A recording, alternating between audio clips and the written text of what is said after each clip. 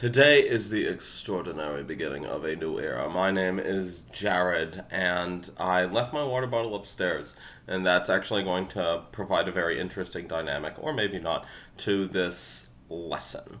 So, today in Lao, we are going to learn about how to tell time. And we are currently on lesson 8, if I recall correctly, and there are a total of 30 conversational lessons provided on this website. And thereafter, I believe that I might do a number of things. I think the most likely path will be to be using cram.com's mini games in order to learn the alphabet. And I think that that will actually be very, very fun. But first, I will need to conquer all of the dialogues. And I'm not even a third of the way there yet. So, let's go. What time do you begin class? The answer to that question would be never. พวกเจ้าเรียนจังโมง Okay. พวกเจ้ายิงจังมอง Okay. What time do you begin class? พวกเจ้ายิงจังมอง Okay. We begin at 9 o'clock.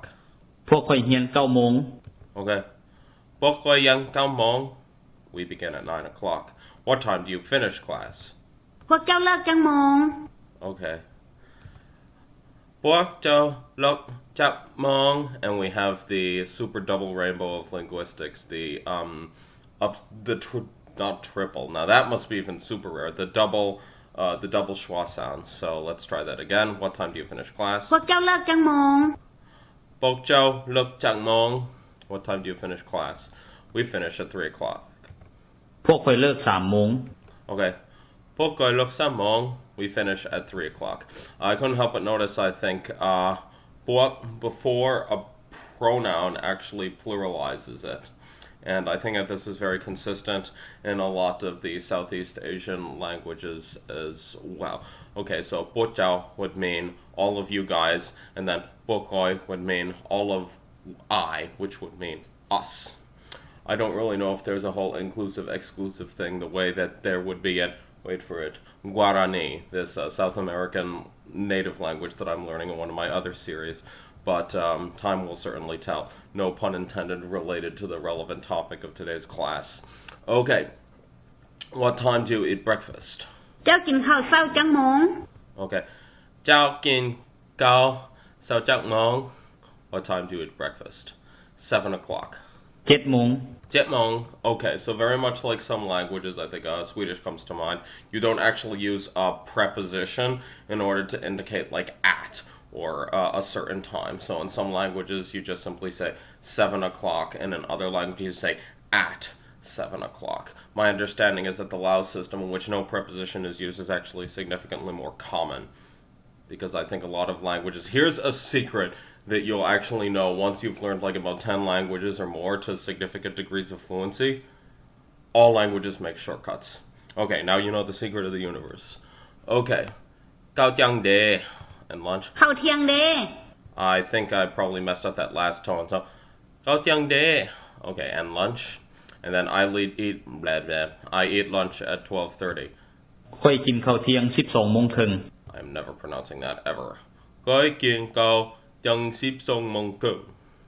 Okay, those schwa sounds are super fun to pronounce. So that means I eat lunch at 12:30. Would you like to go to watch the soccer game? เจ้าอยากไปเบิ่งเตะบานบ่ Okay. เจ้าจากไปบังเตะบางบ่ Do you want to go watch the soccer game? Yes. What time are you going? อยากไป เจ้าสิไปจักโมง Okay. จากไปเจ้าสิไปจักโมง Yes. At what time are you going? The game starts at 4 o'clock. เตะบานลิ้น4 โมง Okay. เตะบานนี่4 โมง The game starts at 4 o'clock. Then let's meet at 3:30. Okay. คันสั้นพ่อกัน3 โมงครึ่งเนาะ Okay. Kangsan. Kangsan. Po kan sam mong king. And what's that last word? คันสั้นพ่อกัน3 โมงครึ่งเนาะ No. Okay. I don't exactly know what that little sign is right there, but if you know what it is, can you help me, please? Okay. Kansang. Po kansang mong king mo no. There. Okay. I'm gonna try that again. Gansan. Po gan sam mong gung no. Okay. I think I remember no from the Memrise course, and I think it actually has a very interesting meaning that's actually, I don't think that there's any equivalent of this word in any other language that I've studied. The Memrise course that I'm actually working on, which I will confess is actually Romanized Lao, and a lot of the tone information is missing, but I think it's actually helpful right now. But no doubt I'm actually going to get some person who knows a lot more about education telling me that I shouldn't be doing that. And no is actually translated as, oh, I assume you agree. And I didn't actually know that it was a question tag as well. So that's one of those words that I really look forward to using very often with my Lao speaking friends. Well, as soon as I get any. I might have actually met some people in Thailand at various language exchange events in New York City that actually have command of Lao. I'm not exactly certain whether they actually speak it, understand it, or even know it as a native language, but the more Lao in my life, the better. Okay, the vocabulary. Okay, ตื่น dun, wake up. To play soccer or football is this. เตะบาน Depan, and then, and in that case, คันสั้น kansan, then, in that case, to sleep. นอน Non, and that's okay. เนาะ No, and that's translated by this teacher as alright, okay, and then this means to end. เลิก Look is to end, to eat. กิน Gin, it's to eat. เคิง Kun, and that's half. แรง Lane, and that's evening or afternoon. เที่ยง Tian, and that's noon. สวย Suai, and that's midday. เศร้า Sao, and that's morning. เข่าแรง Gao Ling, that's dinner. เข่าสวย Gao Suai, and that's lunch. เข่าเศร้า Gao Sao, and that's breakfast. เข่า Cow, rice or food. I have a sixth sense telling me that there are probably significant amounts of Cantonese-related contexts, cognates, in this vocabulary list. อยาก Yeah, and that's to want.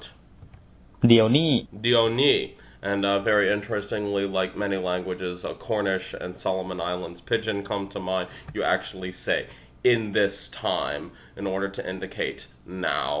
And so that's, I think, more common in many languages than you realize. Okay.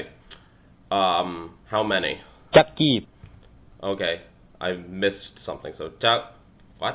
จักกีบ Japgib. And there's probably something missing here because I just see jap here. Okay. Sips, 12 sipson, and that's 12. 11 Sibet, and that's 11. 10 Sit, and that's 10. 9 Cow. I feel like rocket's gonna launch as soon as I'm done counting this. 8 Be, and that's 8. 7 Jet, 7. 6 Hop, and that's 6. 5 Ha, and that's 5. 4 C, and that's 4. 3 Sam, and that's 3. 2 Song, and that's 2. And 1 Noon, and that's 1. Okay, so a little birdie told me, and by the little birdie I mean the Lonely Planet Southeast Asia phrasebook, I believe that these numbers are almost identical to those in Thai, and so I'm perhaps not surprised by that in the slightest. It will be very interesting when I actually go to the Polyglot Conference. I don't really know if they actually will have Lao stickers or not, but I can dearly hope that they will. And it will be very interesting an experiment to actually use Lao on people who speak Thai, whether they be fluent speakers or intermediate or even beginner speakers, not also to mention fluent speakers who may or may not have it as a native language. Okay, so reflections. Either I have a sense that I'm actually starting to really get used to a lot of the tones, but I'm afraid that still at this point, at least when I'm on camera, I don't think that I should be reciting anything without any assistance from the audio just in order to be safe. And certainly you might remember the story of Burmese taxi driver having told me that I really needed to work on my tones.